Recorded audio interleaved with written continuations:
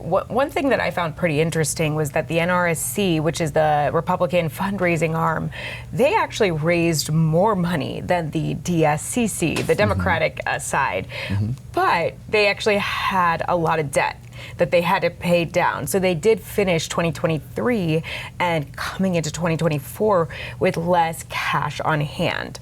And so obviously that matters, but they actually are bringing in a good amount of money. So, and I will say that the NRSC, they really are talking about the fact that they recruited a lot of candidates that are good at fundraising. Welcome to Reporter's Notebook, where we talk to the Washington Examiner's top journalists about the stories breaking on their beats. I'm Jim Antle, and I'm joined today by Congressional reporter Samantha-Jo Roth. SJ, tell us a little bit about what the latest developments are in the Arizona Senate race. So is Senator Kyrsten Sinema not running for re-election? Has that altered the dynamic at all that we've seen?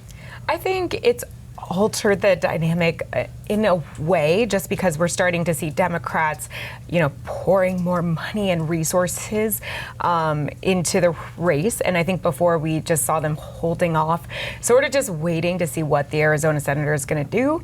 But now that she's out of the race, they're putting all their resources, their time into Representative Ruben Gallego. Over the last couple of days, he has put out information about his fundraising.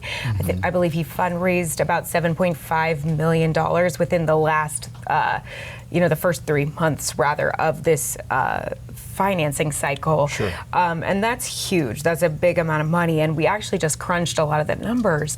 And we looked and saw that Gallego is among one of the most strongest fundraisers in the Democratic Party. And that's behind, obviously, Sherrod Brown and John Tester, two of the cycle's most vulnerable Democrats. But you also do have a strong fundraiser in, the Republican Kari Lake. Just earlier this week, she had a fundraiser at Mar-a-Lago. She is said to have brought in about $1 million just from that alone. Right. And to put that in perspective for you, she raised about $2.1 million, and that's just in the last 3 months of 2023. So to raise that kind of money in just one night, that's a big deal. So I think that we can expect to see a lot of dollars coming into the Arizona Senate race, especially now that Kyrsten Sinema is out of the race. Democrats have already pledged to put in a lot of money. Sure. Basically, one of the Democratic outside groups had just pledged millions of dollars in fundraising, or not fundraising, rather ad reservations in that race. Sure. So I think anyone who lives in Arizona, you can expect to see a lot of commercials, a lot of phone calls. It's going to be very annoying for the next couple of months. People love that, yes, definitely. So you and Cami have looked at some of the numbers in these races. How are Democrats in general doing in fundraising based on what we know right now? As you can expect, I think Democrats traditionally always do really good at fundraising, and that is no different this cycle. When you look at one thing that I found pretty interesting was that the NRSC, which is the Republican fundraising arm, they actually raised more money than the DSCC, the Democratic side, but they actually had a lot of debt that they had to pay down. So they did finish 2023 and coming into 2024 with less cash on hand. And so obviously that matters, but they actually are bringing in a good amount of money. So, and I will say that the NRSC, they really are talking about the fact that they recruited a lot of candidates that are good at fundraising, Sure. that have a large personal bank account, and we're already seeing it.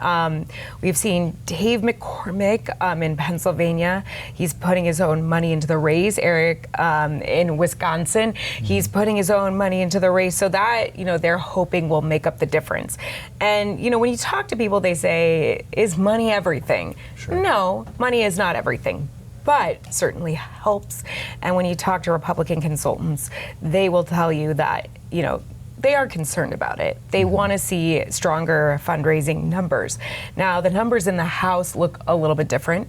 The House Republicans are not fundraising at the same level that the Democrats are. And a lot of people will say that that is a bit concerning. So another battleground state Senate race that's happening is in Nevada. Democrats are a little bit concerned about that race. What are some of the latest developments there? Yeah, so we just saw the ratings, and they've changed from lean Democrat to toss-up. And this is not super surprising for those of us who cover the, elections. The state of Nevada has been very competitive over the last couple of years.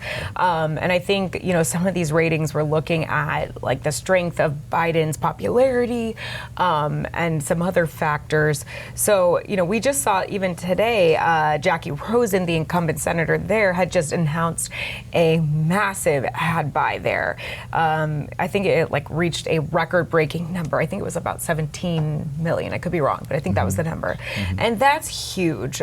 We also saw outside groups have dedicated millions and millions of dollars into this race.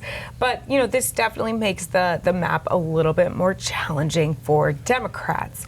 They already are looking at a tough map. We're talking about, they know Ohio, Montana. West Virginia seems to be a wash for them after Joe Manchin is out. Arizona. So now they have another state that they may need to be, pouring time and resources into. So I think, definitely bad news for Democrats. So finally, the presidential race, have Democrats given up on Florida? Well, I would tell you that Democrats in Florida and the Biden administration has said that they are not. And, it's been a very disappointing couple of cycles for them. They haven't had a Democrat win the presidential race or a Senate race since 2012. So that's a big deal. Sure. But when you look at some of these ballot measures that just came across earlier this week, Florida's Supreme Court is approving a abortion-related measure as well as a marijuana-related measure on the ballot. And they also just ruled that the 6-week abortion ban can go into place. So Democrats see this as a major way to get their voters out. Maybe some voters who are otherwise not happy with the candidates in the race, and maybe there was a enthusiasm problem. So they see this as an opportunity to maybe bring out more of their voters. However, we have seen this in years past where there's been, some ballot measures that were put in place by, more liberal groups, and those measures were voted on, and then the Republicans in the race were actually elected. So whether that's going to happen again is another question, but they're energized by these rulings. Thank you, SJ. Thank you. You can read Samantha-Jo and the rest of our political team's coverage at washingtonexaminer.com.